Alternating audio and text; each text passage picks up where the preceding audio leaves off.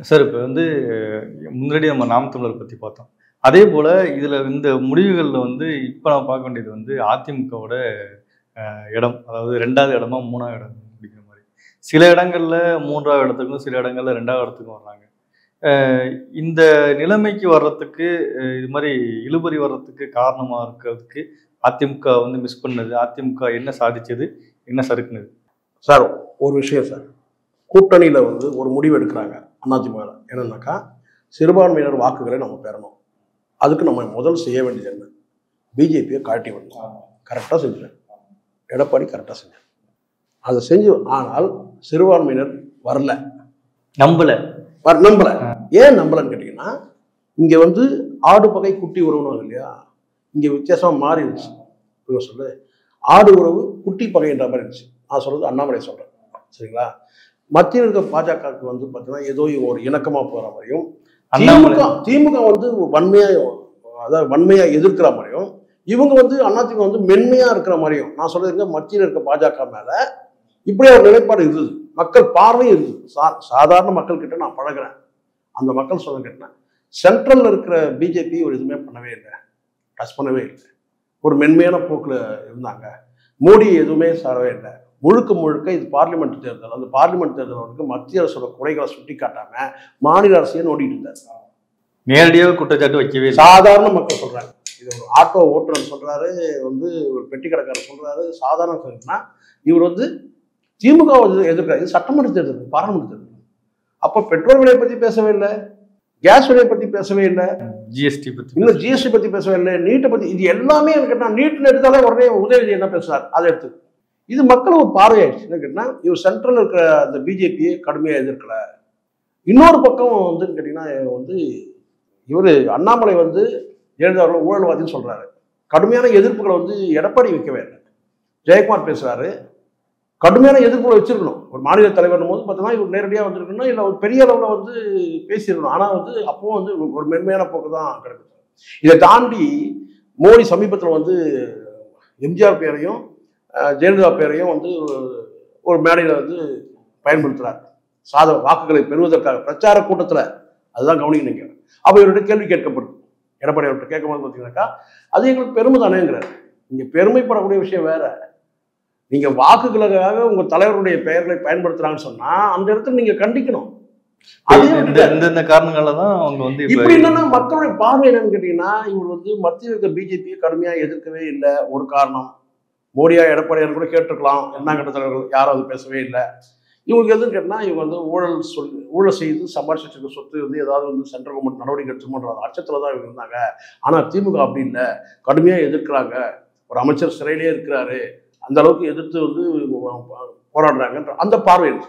அப்போ உண்மையான பிஜேபியோட மத்தியில் பாஜக ஆட்சியோட வந்து எதிரி யார் அப்படின்னு பார்த்தா நாங்கள் தான்ன்ற மாதிரி இவங்க வந்து திமுக அடையாளம் காட்டுறாங்க. ஆனால் பிஜேபி அது செய்யுது, ஏடிஎம்கே அது செய்யலை. இதுதான் மிகப்பெரிய ஒண்ணு. ரெண்டாவது இன்னொரு ஒரு பார்வை இருந்தது, எடப்பாடி வந்து சட்டமன்ற தேர்தலில் பார்த்துக்கலாம், இது ஒரு பெரிய அசால்ட்டா இருந்தாங்க. ஒரு என்னன்னு கேட்டா, அது காரணம் என்னன்னா, அவர் ஒரு கணக்குல இருந்தாங்க. அவர் ஓரளவு கணக்கு போட்டு கொடுத்தவங்க ஓரளவு அப்படி இருக்கலாம் ஒரு வேலை. கேட்டால் நான் சவுக்கு சங்கர் தான் நான் சொல்றேன். என்னன்னு கேட்டீங்கன்னா, இதுல வந்து நீங்க வந்து அண்ணாமலை பிஜேபி தமிழர் 3வது அணி அமையறதுனால 3வது அணி இவங்களோட முட்டட்டும். யாரோட முட்டட்டும்? திமுக முட்டட்டும். நீங்க அப்படி ஒதுங்கிருங்க இவங்களோட. ஆனா அது நடக்கவே இல்லை. இல்ல நான் கேள்விப்பட்டது நிறைய இடங்கள்ல செலவு கூட பண்ணலாம். இதுல முக்கியமான 3வது இடம் கேட்டீங்கன்னாக்கா, இவரு எடப்பாடியாரே வந்து ஓய்வு பெற்ற ஒரு IAS தலைமையில இந்த தோல்விக்கான காரணங்கள் என்னன்னு சொல்லி பல விஷயங்கள் வைக்கும் போது அவர் கொடுத்த ரிப்போர்ட், பல கேண்டிடேட்கள் வந்து நீங்க கொடுத்த பணத்தையே அவங்க செலவு பதுக்கிட்டாங்க. வழக்கமாக ஜெயலலிதா அவர்கள் காலத்துல இருக்கும், இவங்க பணம் கொடுக்குறதுலாம் கேட்டோம்னா தொலைச்சிருவாங்க. இந்த மாவட்ட செயலர்லாம் வந்து பார்த்தீங்கன்னா களத்தில் இறங்கி பணம் சொந்த பணம் போட அந்த கேண்டிடேட் ஜெயிக்க வைக்கணும். அப்போதான், இல்லைன்னா அந்த அளவுக்கு கடுமையாக அந்த மாதிரி ஒரு ரிங் மாஸ்டர் மாதிரி இங்கே யாருமே இல்லை. எடப்பாடி மென்மையாக இருந்தார், பணத்தை பதுக்கிட்டாங்க. மாவட்ட செயலர்கள் பணத்தை நிறைய வேட்பாளர்கள் வந்து தெரிஞ்ச வேட்பாளரே கிடையாது, எல்லாமே புது வேட்பாளர். அதை சொல்ல கிட்டத்தட்ட ஒரு 30 வேட்பாளர், எனக்கு தெரிஞ்சு ஒரு 30 வேட்பாளர் வந்து ஏற்கனவே உங்களுக்கு தெரியும். இவங்க வந்து பார்த்தீங்கன்னா வந்து தேமுதிகன்ற ஒரு கட்சி மட்டும்தான் கூட்டணியில் இருந்தது தெரியும். 30 வேட்பாளர் வந்து பார்த்தீங்கன்னா பெரும்பாலும் வாரிசுகளாக இருந்தாங்க. புது வேட்பாளர் போடுறது வேற, ஒரு யங் பிளட் வரணுன்றது ரைட். ஓகே. ஆனால் என்னன்னா பெரும்பான்மையாக நம்ம கேட்டால் அதிமுக இருக்கிற மாவட்ட செயலருடைய மகன், முன்னாள் அமைச்சருடைய மகன், இப்படி வந்து பார்த்தீங்கன்னா வந்து 29 பேர்கிட்ட சொல்றாங்க நிறுத்தணுங்கிறதுக்காக நிறுத்திருப்பாங்க. ஆமா, அப்படி அதான் அது மாதிரி கிட்ட ஒரு புதிய வேட்பாளர் நிறுத்தணுன்றதுக்காக இந்த தன்னுடைய கட்சி வந்து மாவட்ட கட்சி வந்து நம்ம கையில உள்ள கையில் இருக்கணும். கடந்த காலத்துல இருக்கிற அந்த பழைய பெருசுகள் சொல்லுவாங்க இல்லையா, ஸோ அவங்களெல்லாம் வந்து புறந்தள்ளிட்டு அவங்களுடைய வாரிசுகள் வந்து நிறுத்தப்பட்டாங்க. அது இப்போ திமுகலையும் அதுதான் வழக்கமா நடக்குது, உங்களுக்கு தெரியும் இல்லையா. இப்போ வேலூர் தொகுதியில் எடுத்துங்க துரைமுருகன், அது மாதிரி திருச்சியில் எடுத்துங்க இவர் நேருவோட மகன் வந்து பெரம்பலூர் நிற்கிறார். இந்த மாதிரி திமுக எப்படி நிலைப்பாடோ அந்த மாதிரி நிலைப்பாடு தான் அவங்க எடுத்தாங்க. ஆனால் அந்த கேண்டிடேட்கள் வந்து முழு வேகத்துல வந்து ஒரு திமுக வந்து பார்த்தீங்கன்னா ஒரு வைராக்கியமா எதிர்த்து போராடவே இல்லை அப்படின்னு சொல்லலாம். ஒன்று திமுகவும் எதிர்த்து போராடல, அதே சமயத்தில் பிஜேபியும் எதிர்த்து போராடவே இல்லை. அப்போ இந்த தேர்தல் நமக்கு வேண்டாம்னு சொல்றது தலைமையே ஒரு முடிவுல இருக்கு, அதனால பெரிய அளவில் பணம் செலவு பண்ணிக்க தவிர சொல்லிட்டு விட்டாங்க. அதனால வந்து கட்சியோட கேடர் கிட்ட பணம் வரல, பூத் கமிட்டிக்கு பணம் வரல. இன்னைக்கு வந்து ஏன் வந்து 2வது இடத்தையும் சில தொகுதிகள் ஒரு 10 தொகுதியில் 2வது இடத்தையும் இழக்குது. அது காரணமே என்னன்னு கேட்டீங்கன்னா அந்த ஒரு புத்துணர்ச்சியோட ஒரு வைராக்கியத்தோட ஒரு வீரத்தோட செயல்படவே இல்லைன்றது தான் பார்வை. அதை தாண்டி எடப்பாடி எங்க மிஸ் பண்ணாரு அப்படின்னு சொன்னா, இந்த கூட்டணி உருவாக்குறதுல வந்து பார்த்தீங்கன்னா தேமுதிக வந்து கூட்டணியில் சேர்ந்தது தேமுதிகவுக்கு பலன் இருக்கு. விஜய் பிரபாகர் தோத்தாலும் கூட வந்து அந்த கட்சி உயிராயிடுச்சு. கிட்டத்தட்ட ஒரு மரண தருவாயில தான் இருந்தது. விஜயகாந்துக்கு பிறகு வந்து பார்த்தீங்கன்னா அந்த கட்சி கஷ்டன்ற சூழ்நிலை அந்த கட்சிக்கு உயிர் கொடுத்தாரு. ஆனால் தன்னுடைய கட்சி வந்து உயிர் போகல, அது வேற விஷயம், உயிர் போடதான் இருக்கு. ஆனால் அந்த 2வது இடம்ன்றது முழுமையா தக்க வச்சுக்க முடியல. சரிபாதி வந்து 2வது இடத்த வந்து பார்த்தீங்கன்னா வந்து 3வது அணி பாஜக தலைமையில 3வது அணி பெறுதும் போது அது ஒரு மைனஸ் தான். அப்போ அதுக்கு என்ன பண்ணியிருக்கணும் அப்படின்றது உங்களுக்கும் ஒரு பார்வை இருக்கும், எனக்கும் ஒரு பார்வை இருக்கு. என்னன்னா எங்க மிஸ் பண்ணிட்டாரு எடப்பாடி, எங்க தவற விட்டுட்டாரு அப்படின்னு சொன்னா 2 விஷயம். தன்னுடைய சக பார்ட்னர்ஸ் மோதல் இருக்கு இல்லையா, ஓபிஎஸ் டிடிவி, இவங்களை அரவணைச்சிட்டு இருக்கலாம்னு நான் நினைக்கிறேன். ஒரு வேலை அரவணைச்சிருந்தா அந்த வாக்கு பிரிஞ்சிருக்காரு. ஒண்ணு சரி, அரவணைக்க முடியல, அவங்க வந்து எதிர்ப்பு நிலையில தான் இருக்கிறாங்க. ஓகே, அவங்க ஒரு பக்கம் வந்து முதுகுல குத்தம் சரியாயிட்டாங்க, யார்கிட்ட பிஜேபியில் போய் சேர்ந்து இவங்களுடைய முதுகுல குத்தம் தயாராயிட்டாங்க அப்படின்னு சொல்லுவாங்க. ஒரு குத்தம் 2 குத்தம் தான் பரவாயில்ல, ஏற்கனவே சொந்த கேண்டிடேட்டுங்களும் உங்களுக்கு குத்துறாங்க, உங்ககிட்ட இருந்து பிரிஞ்சு போன கட்சிகளும் குத்துறாங்க. 3வதா வந்து பார்த்தீங்கன்னா நீங்க இந்த அணியை திமுக அணியை வந்து எதுக்காக பிஜேபியை நீங்க இங்கிருந்து விளக்குனீங்களோ சிறுபான்மையினர் வாக்கு பெறுது, சிறுபான்மையினரும் நீங்க வந்து இழுக்க முடியல. குறைஞ்சபட்சம் நீங்க ஜவாஹிருல்லா வந்து இழுத்திருக்கலாம், அவரையும் நீங்க இழுக்கலாம். சரி, அதெல்லாம் கூட போட்டிருக்கேன்னா எப்போ ஒரு முறை சொன்னவர் தான் யாரு, விசிகா தலைவர் என்ன சொல்லிருக்காருன்னா பிஜேபியை நீங்க சேர்க்காதீங்க அப்படின்னு சொல்லி பேசியிருக்காரு. அதுக்கு வந்து நன்றி கூட தெரிவிச்சாங்க. குறைஞ்சபட்சம் வந்து பார்த்தீங்கன்னா வந்து விசிகா வாக்குகளை இருந்தா கூட பார்த்தீங்கன்னா ஷெட்யூல் கம்யூனிட்டியான வாக்குகள் வந்து இவங்க பக்கம் வந்திருக்கு. அந்த ஒரே ஒரு கட்சியை கூட இவங்களால இழுக்க முடியல. எனக்கு தகவல் உண்மைனா சார், கிட்டத்தட்ட 50 கோடி ரூபாய் பணம் செலவு பண்ணி ஒரு கட்சியை வந்து நீங்க வந்து சேர்த்துக்கிறீங்க. அது எந்த கட்சின்னு உங்களுக்கு தெரியும், இருக்கிற கூட்டணி கட்சி ஒரே கட்சி. ஆனா கூடுதலா வந்து பாத்தீங்கன்னா இப்ப தேர்தல் செலவு தான். நீங்க சொல்ற மாதிரி அதாவது ஒடுக்கப்பட்ட சமுதாயத்துல இருந்து எந்த கட்சியும் கூட சேர்க்கல. புரட்சி பாரதம் ஜெகன்மோகன் உங்களுக்கு என்னன்னா இப்ப புரியுதுங்களா உங்களுக்கு, இவருக்கு வந்து இந்த தேர்தல் ஒரு வைராக்கியத்தோட முட்டி மோதலன்ற அந்த எண்ணம் இல்லை. ஜெயலலிதாக்குள்ள அந்த வைராக்கியம் என்னன்னு கேட்டீங்கன்னா எந்த வகையிலும் திமுக முன்னாடி நம்ம வந்து சோட போயிடக்கூடாது, 2வது இடம் கூட குறைஞ்ச வாக்கு வித்தியாசம் நம்ம 2வது இடத்தை தக்க வச்சுக்கணுன்ற அந்த ஒரு இது கிரட்ஜ் இருக்கும் இல்லையா, அந்த உக்கிரமான வைராக்கியம் அது இல்லை. இவர் என்ன செய்யறாரு கேட்டா இப்போ இந்த கூட்டணி கட்சியில உடக்கத்துக்கும் தவறிட்டாரு. எக்ஸப்ட் நீங்க வந்து மக்கள் நீதி மையம் ஒரு கட்சி போய் சேருது, மக்கள் நீதி மையம் நீங்க மக்கள் நீதி மையம் வேணாம், நீங்க அந்த கட்சி கூட்டணியை வந்து பாத்தீங்கன்னா நீங்க உடச்சிருந்தீங்கன்னா கூட உங்களுடைய ஆளுமை இருக்குன்றாரு. இப்ப ஜெயலலிதா தான் அதை பண்ணியிருப்பாங்க கண்டிப்பா, விசிகாவையோ அல்லது கம்யூனிஸ்டுகளையோ. இப்போ உங்க முரண் என்ன கம்யூனிஸ்டுகளுக்கு, இங்க பிஜேபி உங்களோட இருக்கிறது தான். நீங்க எப்போ பிஜேபி நீங்க எடுத்துட்டீங்களோ நீக்கிட்டீங்களோ அப்போ உங்களுக்கு வந்து பார்த்தீங்கன்னா ரூட் கிளியர். அவங்க வந்து விசிகா வரதுக்கு ரூட் கிளியர். எப்போ உங்களால வந்து பாட்டாளி மக்கள் கட்சி உங்களால இழுக்க முடியல, கடைசி நேரம் வரைக்கும் அவங்க ட்ரை பண்ணாங்க, அவங்க போயிட்டாங்க. அதுக்கு பிறகாவது நீங்க என்ன கேட்டா வந்து விசிகாவையோ அல்லது கம்யூனிஸ்டுகளையோ கூட கொண்டு வரதுக்கு முயற்சி பண்ணிருக்கலாம். அதுக்கான முயற்சி எடுக்கவே இல்லை. ஒரு ஜமீன் அரசியல் நான் பார்த்தேன் எடப்பாடி விஷயம் கேட்டா, வேணா கூட்டணி என்கிட்ட வாங்க, இல்ல இந்த தேர்தல் ரொம்ப அசால்ட்டா அதுதான் நான் சொல்றேன் கேட்டா நம்ம சட்டமன்ற தேர்தலை பார்த்துக்கலாம், இது வேண்டாம். ஆனால் இங்க ஒவ்வொரு தேர்தலுக்கும் ஒரு களம் மாறுது சார், அது புரிஞ்சுக்கணும், அது எல்லா தலைவரும் புரிஞ்சுக்கணும். நீங்க கடந்த காலத்துல அப்படியே நம்ம காலமா நம்ம தான் அப்படின்ற அந்த எண்ணத்துல இருக்கக்கூடாது. தேர்தல் களம் மாறுது இல்ல, இப்ப திடீர்னு ஒருத்தர் வருவாரு, ஒரு அலை வீசும், இந்த சென்ட்ரல்ல இன்னைக்கு இருக்கிற நிலைமை நாளைக்கு இருக்குன்னு சொல்ல முடியாது, எப்படி வேணாலும் மாறும். அப்போ இந்த தேர்தலும் நம்ம வந்து களத்துல நிக்கிறோம், நம்ம இருப்பை தக்க வச்சுக்கணும். நம்ம தோத்தாலும் வந்து பாத்தீங்கன்னா வந்து தமிழிசை பாணியில சொன்னா வெற்றிகரமான தோல்வியா இருக்கணும். இது தோல்விகரமான தோல்வியெல்லாம் இருக்கு. மூன்றாவது வந்து ஒரு கட்சி வந்து இரண்டாவது இடத்துல வந்துட்டு உங்களை தள்ளுதுன்னா அதை ஒரு வெற்றியா அவங்க கொண்டாட வாய்ப்பு இருக்குல்ல பிஜேபியை நான் சொல்றேன். அப்போ இவர் வந்து எங்க மிஸ் பண்ணாருன்னு கேட்டீங்கன்னா, குறைஞ்சபட்சம் வந்து பார்த்தீங்கன்னா வந்து திமுக கூட்டணியில இருந்து ஒரு கட்சியாவது கூட்டு வந்துருக்கணும், கம்யூனிஸ்ட்கள் மட்டுமாவது கூட்டு வந்துருக்கணும், இல்லை விசிகாவது கூட்டு வந்துருக்கணும் அடுத்த படமா. இப்ப கூட்டணின்னு சொல்றீங்க, அங்க கூட்டணி இல்ல, இருகட்சி போட்டி. கூட்டணின்னா இரண்டுக்கும் மேற்பட்டு 3 இருந்தாதான் உங்களுக்கு வந்து குடும்பமே. எப்படி சார் கணவன் மனைவி குடும்பம் சொல்றாங்க, மூன்றாவது ஒரு நபர் வந்தாதான் அது குடும்பம். அதுக்காக மூன்றாவது இன்னொரு பொண்டாட்டி கிடையாது. நான் சொல்றது கேட்டீங்கன்னா வந்து கணவன் மனைவினாலும் இருவர் தான், அதாவது நாம் இருவர். அந்த குடும்பம்ன்ற அந்த விளம்பரம் அந்த பலம் வந்து கேட்டீங்கன்னா நாம் இருவர் நமக்கு ஒருவர்னு ஆயிடுச்சு. இப்போ அது வேற விஷயம். நாம் இருவர் நமக்கு இருவர், அப்போதான் அது குடும்பமா இருக்கு. இப்போ நீங்க 2 கட்சி கொடுத்து தேமுதிக அதிமுக 2 தான் இருகட்சி. கூட்டணினா கூடுதலாக இன்னொரு கட்சி தான் கூட்டணி. அதுக்கான அந்த வேலையை செய்யவே இல்லை.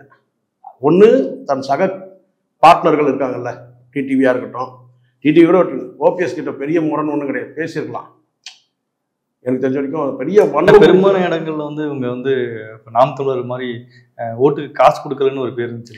அதுதான் சார் இப்போ நான் கொடுக்கலாம் ஓட்டு வாங்கியிருக்காங்க. அது நான் என்ன சொல்றேன்னா, நீங்க யார் வந்து உங்களுக்கே முதல் கட்சியோட தலைமைக்கே நம்ம வெற்றி பெறணும்ன்ற அந்த இத்தனை குறைஞ்சபட்சம் ஒரு டார்கெட் இருக்கும்ல. இப்ப எல்லாரும் சொல்றாங்க, என்ன சொல்றான்னு கேட்டா, கடைசியா கூட ராகுல் காந்தி முதல்ல சொல்ல, கடைசியா ராகுல் காந்தி 293 சீட்டு தான் ஜெயிக்கணும்னு சொன்னாரு. இவங்க ஏடிஎம்கே சொல்லவே இல்லையே கடைசி வரைக்கும். எடப்பாடி ஏதாவது சொன்னாரா, நாங்க இத்தனை சீட்டு ஜெயிப்போம்னு சொன்னாரா? அவருக்கே தெரியும் நம்ம வரமாட்டோம் சொன்னோம். ஆனால் போட்ட கணக்கு வேற. அவர் போட்ட கணக்கு போட்டு கொடுத்தவங்களும் தப்பு பண்ணாங்க. சவுக்கு சங்கர்லாம் வந்து இன்னைக்கு எங்க இருக்கிற சவுக்கு சங்கர், அது வேற விஷயம். நமக்கு எள்ளி நகையாடல. ஆனால் அந்த அரசியல் கணக்கு வந்து போய்த்துச்சுன்றாங்க. நீங்க வந்து ஒரு தேர்தல் கணிக்கிறீங்க, நீங்க வந்து மிகப்பெரிய நீங்க பிரசாந்த் கிஷோரோ அனில் இவங்க கிட்ட நீங்க போக வேண்டிய அவசியம் இல்லை. உங்களுக்கே ஒரு கணக்கு இருக்கணும்ல. நம்ம எந்த இலக்கில் இருக்கிறோம், ஒன்று திமுகவை எதிர்க்கிறோம், திமுக ஆட்சியை எதிர்க்கிறோம். அப்போ நீங்கள் வேற வழி கிடையாது. நீங்கள் பிஜேபியோட அலைன்ஸ் வச்சிருக்கணும். இந்த முடிவு மாறி இருக்கும். இந்த நிச்சயமா இந்த முடிவு மாறி இருக்கும். குறைஞ்சபட்சம் ஒரு 10 15 சீட்டு ஜெயிச்சிருப்பாங்க. அது அப்படி இல்லைன்னு சொன்னா இந்த கூட்டணியை உடைச்சிருக்கணும். இந்த கூட்டணியை உடைக்கவில்லை. சரி, இது எதுவுமே வேண்டாம், நம்ம ஒரிஜினலாக நம்ம பார்ட்னர் வந்து ஒருங்கிணைந்து அதிமுகவை வந்து நம்ம வந்து இணைச்சிப்போம் அப்படின்றது இருந்ததுனாக்கா பரவாயில்ல. அதுக்கான வேலையும் நீங்க செய்யவே இல்லை. இப்ப ஈரோடுல மாவட்டத்தில் வந்து கட்சிக்காக வேலை செய்யலன்னு ஒரு குற்றச்சாட்டு இருக்கு. அதுதான், மாவட்டத்தில் பணத்தை வாங்கிட்டு இறங்கிட்டாங்க. அதுக்கு பல காரணங்கள், சாதிய காரணம். ஒரு கவுண்டர் திட்டமிட்டு சில பேர் வந்து அதை வந்து நான் மறைக்கிறதுக்கெல்லாம் இல்லை சார், கொண்டையை மறைக்க முடியாதுங்களா, அது மாதிரி கேட்டேன்னா இங்கே வந்து இவரை கவுண்டர்ன்ற அந்த பிராண்ட் பண்ணிட்டாங்க. நான் வருத்தத்தோட போய் சொல்றேன், இன்னும் கூட அது தொடரும். இன்னும் சட்டமன்ற தேர்தல் இன்னும் வீரியமாக இருக்கும். இவரை கவுண்டர்ன்ற மாதிரி ஒரு பிராண்ட் பண்ணாங்க. அது எஃபெக்டா இருக்கா இல்லையா? அந்த நீங்க மனசாட்சி இருக்கு. அண்ணாமலை தோற்றதுக்கு அதான் காரணம். அண்ணாமலையை பாஜக தலைவராக பார்க்கவே இல்லை, கவுண்டர் கட்சி தலைவராக பார்க்க. கவுண்டர் ஏன் அங்கே போய் நின்னாரு? ஒரு பாஜக தலைவர் தானே சார், நீங்க எங்க வேணா நிக்கலாம்ல. அப்போ நீங்க கவுண்டர் நீங்க இப்படி பார்த்துட்டீங்கன்னா முக்குளத்தோர் பிரியறாங்க, அப்படியே ஒதுங்குறாங்க. இது வந்து நமக்கான கட்சி கிடையாது, நம்ம சமுதாயத்துல.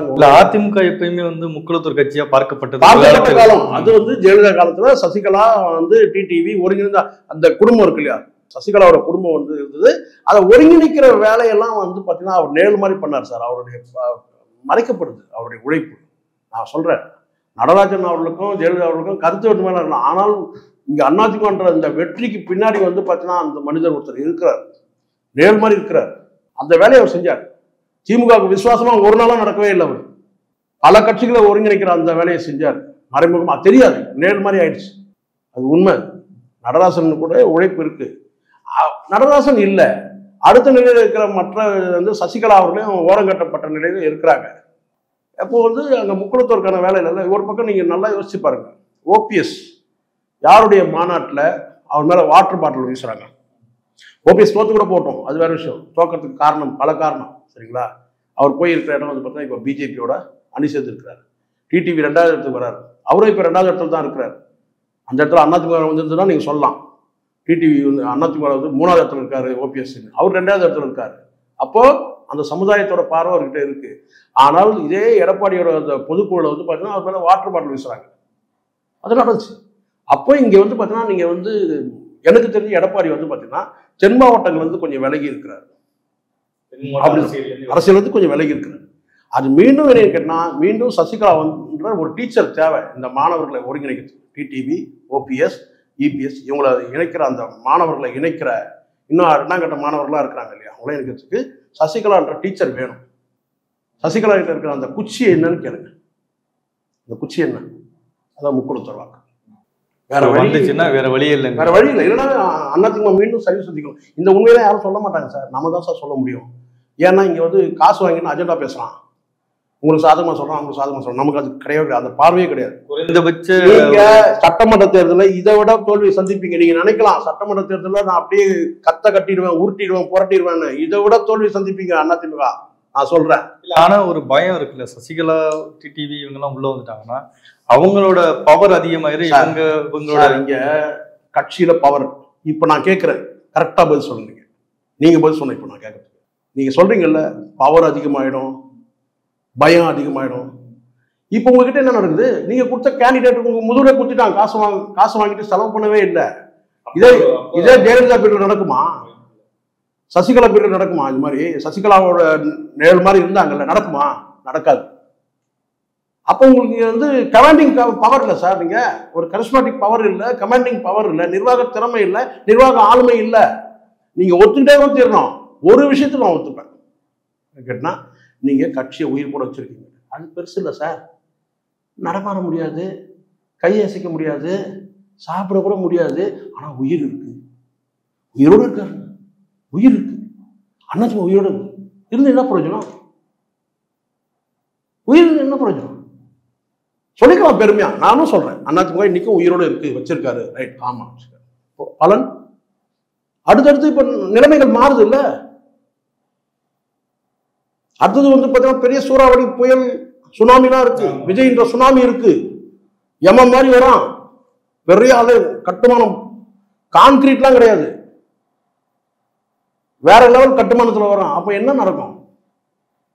திமுக ஆடப்போகுது. இப்போ உங்க நிலைமை என்ன ஆகும்?